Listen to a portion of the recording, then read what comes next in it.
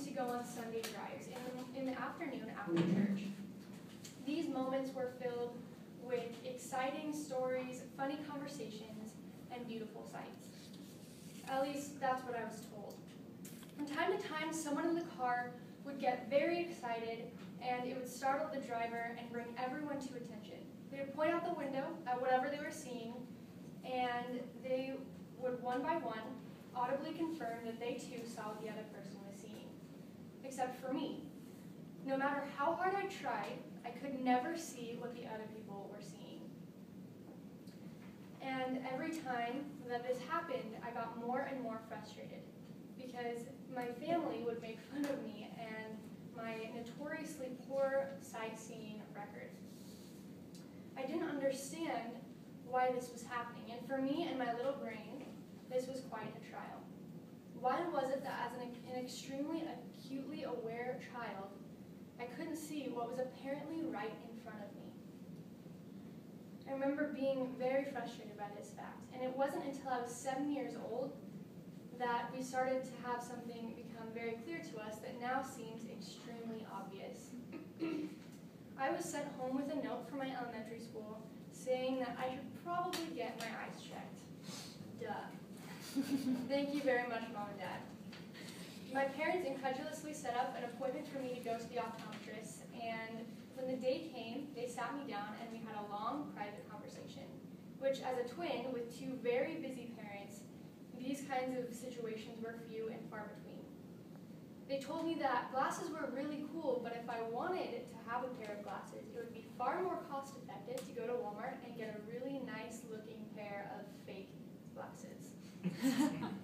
After about an hour of this, I finally kept saying, Mom and Dad, I swear to you, this is what's happening. Because when the note was sent home, these puzzle pieces started to come together in my mind, and I was convinced that my eyes were the source of all this frustration. So when we showed up at the office, the nurse took me back, ran a few tests, and then put me in a dark room, which was far from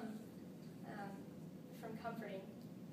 When the optometrist finally came in, she sat me down and had a slightly more condensed version of the same exact conversation I had just had with my parents.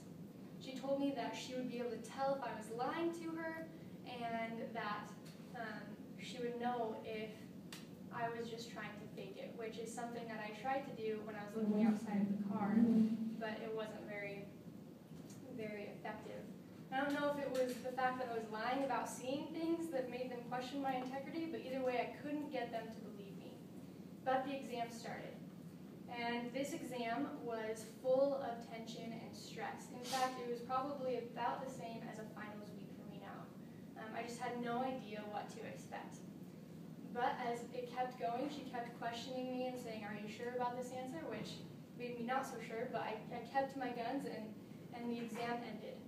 She took me back out to the lobby with my mom, and soon she came out and validated the severity of what I was going through. And she even said she was surprised that I wasn't running into walls, which may or may not have actually verified a few things in my mind. And at the same time that a huge weight was lifted off of my shoulders, I felt like I was being punched in the stomach. If there's anything that could ruin my 7-year-old street cred, it was getting glasses. I thought I was pretty awesome. I was an athlete, I was a student, I was like the bee's knees. But I went over to the wall and I chose a pair of Nike glasses, hoping that would be cool enough. The day came about a week later where we went to the optometrist's office to pick up my glasses.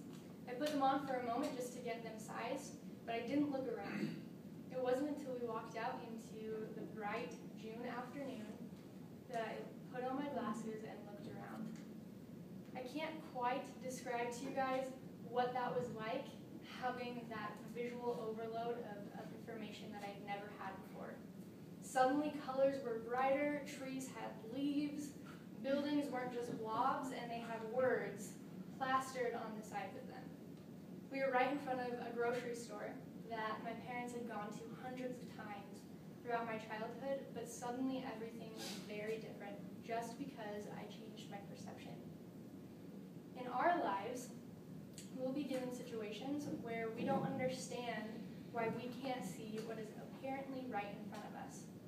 For others, these things may be very easy, but for us, they would be much more difficult. As we make our way through life, our adventures will be filled with learning moments, funny conversations, and beautiful sights. But what a shame it would be to make those experiences blurry, confusing, and unclear. We will have to go through some difficult, daunting, and confusing tests along the way, and they may be very frustrating, but we will be ultimately able to see our lives for what it is: beautiful, rich, and exciting times. If we'll just open our eyes and see what's been right in front of us